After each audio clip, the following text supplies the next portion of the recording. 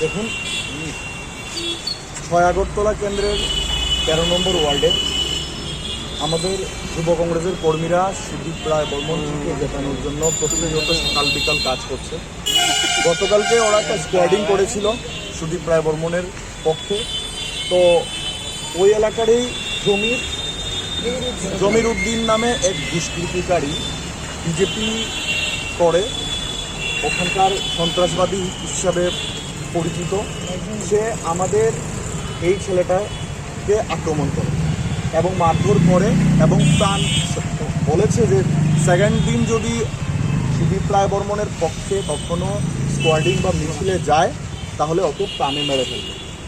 তার জন্য আজকে আমরা ওর নাম ধাম দিয়ে আমরা এফআইআর করেছি। আমরা প্রশাসনকে বলেছি এই নির্বাচন পঞ্চায়েত নির্বাচন বা এই পৌরসভার নির্বাচনের মতো নয়। এই নির্বাচন বিধানসভা নির্বাচন, এই নির্বাচন সুদীপ রায় বর্মনজির নির্বাচন। এই নির্বাচনে সুদীপ রায় বর্মন রেকর্ড পরিমাণে জিতে এই রাজ্যে এবার এই বাই ইলেকশনে ইতিহাস তৈরি করবেন।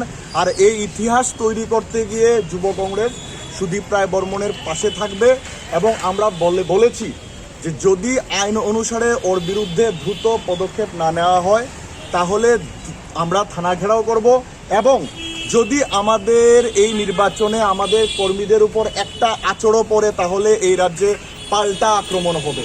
এবং আমরা বিজেপিকে আপনাদের মাধ্যমে বলতে চাই, মারবে কত, কাটবে কত, ঝরাবে কত রক্ত, এই রাজ্যে তৈরি হবে সুদীপ বর্মনের ভক্ত। তো আমরা লাস্টে প্রশাসনকে বলে দিয়েছি যে 48 ঘন্টার মধ্যে যদি আইন অনুসারে কোনো ব্যবস্থা না নেওয়া হয় তাহলে আমরা এই থানা ঘেরাও করব এবং যদি সেকেন্ড টাইম আমাদের কোনো কর্মীর উপর আক্রমণ হয় তাহলে পাল্টা হবে এবং আমরা এই ৬ আগরতলা থেকে আমাদের নেতাকে আমরা রেকর্ড পরিমাণে জিতিয়ে আনবো। তার জন্য যদি আমাদের প্রাণ দিতে হয় আমরা দিতে দেবো।